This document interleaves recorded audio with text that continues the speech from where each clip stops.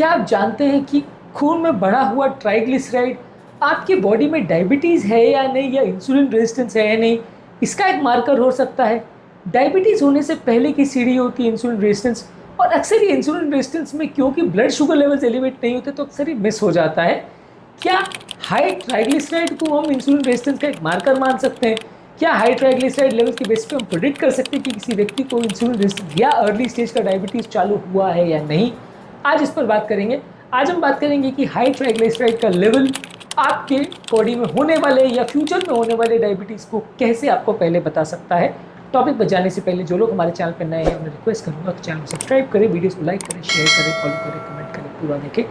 Topic के mid portion में उसे इंटरेस्टिंग बनाने के लिए ट्रिविया सेक्शन में कुछ इंटरेस्टिंग फैक्ट्स आपको बताऊंगा जो इस टॉपिक के बारे में आपको ज्ञान भी देंगे और हैरान भी करेंगे। और टॉपिक के एंड में यदि आप हमारे साथ बने रहते हैं तो हमारे प्रैक्टिकल यूटिलिटी सेक्शन में कुछ ऐसी बातें बताऊंगा जो आपको इस टॉपिक से मिली इन्फॉर्मेशन को प्रैक्टिकल लाइफ में यूटिलाइज करने में मदद करेगी। तो चलिए शुरू करते हैं इंटरेस्टिंग टॉपिक। ट्राइग्लिसराइड बेसिकली होता क्या है? बेसिकली ये फैट का एक टाइप होता है जिसमें बॉडी में एनर्जी स्टोर होता है, कैलोरी स्टोर होती है और एक जगह से दूसरी जगह ये फैट को लेके जाता है। अगर किसी व्यक्ति की बॉडी में इंसुलिन का रिस्पॉन्स प्रॉपर नहीं होता, इंसुलिन रेजिस्टेंस का मतलब ये होता है कि जो रिसेप्टर पे इंसुलिन एज अ हार्मोन को काम करना होता है वहाँ पे यदि वो पर्याप्त तरह से काम नहीं कर पाता है और वो रिसेप्टर प्रॉपर रिस्पॉन्ड नहीं करता है, जिसकी वजह से सेल्स के अंदर ग्लूकोज अपटेक प्रॉपर नहीं हो पाता है, तो इसको इंसुलिन रेजिस्टेंस बोलते हैं। यानी रिसेप्टर जहाँ पे इंसुलिन को काम करना है वो खराब अगर हो जाता है तो इसको इंसुलिन रेजिस्टेंस बोलते हैं। जब किसी व्यक्ति को इंसुलिन रेजिस्टेंस होता है तो वैसे व्यक्ति का अक्सर शुगर लेवल बढ़ने लगता है, पर ये शुगर लेवल अक्सर बहुत टाइम के बाद बढ़ता है। जब बॉडी इनिशियली फेज में तो ऐसा करता है कि इंसुलिन रेजिस्टेंस होता है तो बॉडी ज़्यादा इंसुलिन बनाने लगता है, यानी कि अगर 10 यूनिट इंसुलिन बना रहा है, काम नहीं चल रहा तो 15 बनाएगा, 20 बनाएगा, 25 बनाएगा, यानी काम चलाता रहता है। इस फेज में पेशेंट को इंसुलिन रेजिस्टेंस तो होता है, डायबिटीज़ की शुरुआत तो हो जाती है, लेकिन अक्सर इस फेज में पेशेंट का शुगर लेवल बढ़ना चालू नहीं होता है। तो ऐसे टाइम पेशेंट का जब आप शुगर लेवल चेक करेंगे तो आपको सब नॉर्मल दिखेगा और आप कोई भी तैयारी नहीं करोगे डायबिटीज़ की, या डायबिटीज़ की डाइट या उसके हिसाब से लाइफस्टाइल चेंजेस या वजन कम करने की कोशिश आप नहीं करोगे। तो ऐसे टाइम पे ब्लड का ये ट्राइग्लिसराइड लेवल कुछ हद तक एक इनडायरेक्ट एविडेंस हो सकता है कि व्यक्ति का इंसुलिन रेजिस्टेंस होना चालू हो गया, क्योंकि ये इंसुलिन हमारे फैट मेटाबॉलिज्म को इफेक्ट करता है। और जब इंसुलिन बराबर काम नहीं करता है तो एडिपोज टिश्यू में फैट बर्निंग ज़्यादा होती है, जिसकी वजह से बॉडी में फ्री फैटी एसिड ज़्यादा आते हैं। ये लिवर फ्री फैटी एसिड को ले लेता है और इसको सर्कुलेशन में VLDL में कन्वर्ट करता है, और ये VLDL और ट्राइग्लिसराइड लेवल्स अक्सर जब आप ब्लड में चेक करते हो तो आपको ज़्यादा मिलते हैं। तो यानी अगर किसी व्यक्ति का ट्राइग्लिसराइड लेवल अगर नॉर्मल से ज़्यादा आ रहा है तो वो मार्कर हो सकता है कि फ्यूचर में उसको आगे जाने के डायबिटीज़ या इंसुलिन रेजिस्टेंस चालू हो जाए। हालांकि 100% श्योर नहीं, और ऐसा नहीं है कि हर व्यक्ति जिसका ट्राइग्लिसराइड अगर ज़्यादा आ रहा है तो सबको ही डायबिटीज़ हो गई, ऐसा बिल्कुल ज़रूरी नहीं है।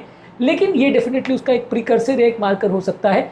जब किसी व्यक्ति का खाली पेट किया हुआ ट्राइग्लिसराइड या फास्टिंग ट्राइग्लिसराइड लेवल अगर बढ़ा हो तो इंसुलिन रेजिस्टेंस का या मेटाबॉलिक सिंड्रोम का मार्कर हो सकता है।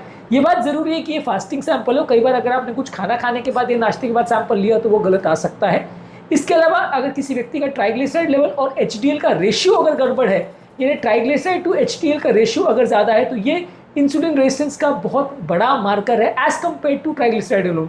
यानी सिर्फ ट्राइग्लिसराइड को अगर आप नाप रहे हो उसके बदले ट्राइग्लिसराइड टू HDL रेशियो अगर देख रहे हो तो ये ज़्यादा और स्ट्रांगली इंडिकेट करेगा कि किसी व्यक्ति को इंसुलिन रेजिस्टेंस है या नहीं। जितना ज़्यादा रेशियो होता जाएगा ट्राइग्लिसराइड का HDL के प्रति, उतना व्यक्ति को प्री डायबिटीज़ या डायबिटीज़ चालू हो जाएगा। अगेन मैं कह रहा हूँ कि ये कोई कंपलसरी नहीं है कि ऐसा ही होगा, लेकिन ये एक इनडायरेक्ट मार्कर है जो आपको गाइड कर सकता है कि ऐसी प्रॉब्लम चालू हुई है। अब आते हैं हमारे ट्रिविया सेक्शन में, और जैसा कि मैंने आपको बताया था हमारे ट्रिविया सेक्शन में आपको कुछ इंटरेस्टिंग फैक्ट्स और स्टडीज़ ऐसी बताऊंगा जो आपको इस टॉपिक के संदर्भ में ज्ञान भी देंगे और हैरान भी करेंगे। तो चलते हैं हमारे ट्रिविया सेक्शन में। हेल्सिंकी पुलिसमैन स्टडी 1980 में पब्लिश हुई थी, जिसमें पाया गया था कि जिन लोगों को ट्राइग्लिसराइड ज़्यादा है उनमें डायबिटीज़ और हार्ट डिजीज़ होने का रिस्क कई गुना ज़्यादा देखा गया था। भले उनका टोटल कोलेस्ट्रॉल नॉर्मल था, फिर भी ये रिस्क ज़्यादा देखा गया था।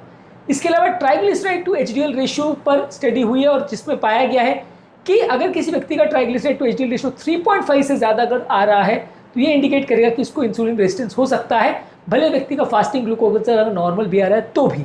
इसके अलावा अमेरिकन हार्ट एसोसिएशन की गाइडलाइंस के हिसाब से मेटाबॉलिक सिंड्रोम का ट्राइग्लिसराइड लेवल एक इंडिपेंडेंट मार्कर हो सकता है। अगर ट्राइग्लिसराइड लेवल 150 से ज़्यादा है तो मेटाबॉलिक सिंड्रोम का एक मार्कर हो सकता है। इसके अलावा एशियंस और इंडियंस में कंपैरेटिवली बॉडी वेट के अनुपात में ट्राइग्लिसराइड ज़्यादा होने के चांस है।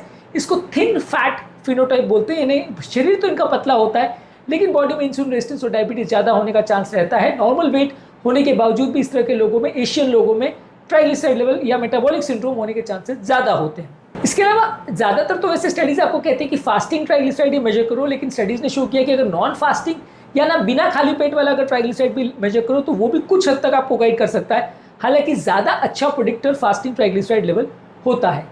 इसके अलावा ओवरवेट बच्चों में भी स्टडीज ने शो किया कि अगर उनमें भी ट्राइग्लिसराइड लेवल ज़्यादा है तो वो भी ट्राइग्लिसराइड लेवल जो है इंडिकेट करेगा कि आगे जाके उनको फ्यूचर में डायबिटीज़ टाइप 2 हो सकती है। 2008 में एक स्टडी में ये पाया गया।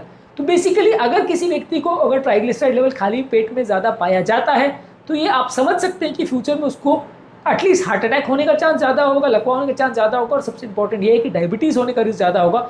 आपको सतर्कता उसी समय चालू कर देनी चाहिए जब भी आपका ट्राइग्लिसराइड लेवल ज़्यादा आ रहा है। तो अब आते हैं हमारे प्रैक्टिकल यूटिलिटी के पॉइंट्स पर। प्रैक्टिकल यूटिलिटी के पॉइंट्स इससे ये है कि यदि आपका ट्राइग्लिसराइड लेवल ज़्यादा आ रहा है तो पहले से ही आप तैयारी चालू कर दीजिए कि आपको आगे जाकर डायबिटीज़ हो सकता है। डायबिटीज़ वाला डाइट काफ़ी हद तक ट्राइग्लिसराइड वाले पेशेंट्स के लिए भी डाइट में लागू होगा। रिफाइंड कार्बोहाइड्रेट्स कम लेना है, जूस कम लेना है, शुगर वाले ड्रिंक्स कम लेना है, फाइबर ज़्यादा लेना है, ओमेगा 3 फैटी एसिड ज़्यादा लेना है, फल सब्जियाँ ज़्यादा लेना है। ये आपको पहले से ही चालू करना पड़ेगा। यदि ट्राइग्लिसराइड लेवल ही ज़्यादा आ रहा है लेकिन अगर शुगर भी नॉर्मल आ रहा है तो मान लीजिए कि ये खतरे की घंटी है, आगे जाकर परेशानी हो सकती है।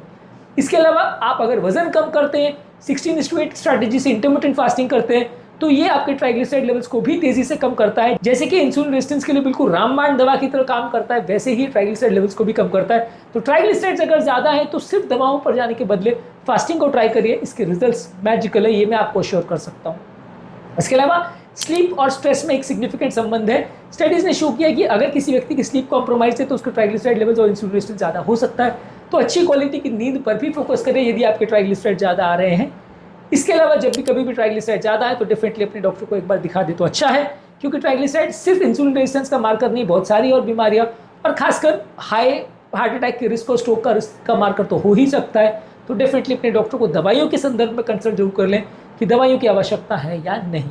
तो अगली बार जब आप आपका लिपिड प्रोफाइल लेवल्स देखें तो ट्राइग्लिसराइड पर विशेष फोकस करें, एचडीएल और ट्राइग्लिसराइड रेशियो पर फोकस करें।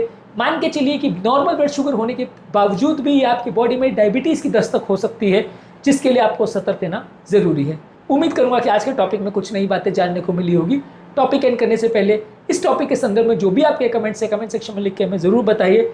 आपके कमेंट्स का हमें इंतजार रहेगा। टॉपिक एंड करने से पहले जो लोग हमारे चैनल पर नए हैं उन्हें रिक्वेस्ट करूँगा कि चैनल को सब्सक्राइब करें, वीडियोस को लाइक करें, शेयर करें, फॉलो करें, कमेंट करें पूरा।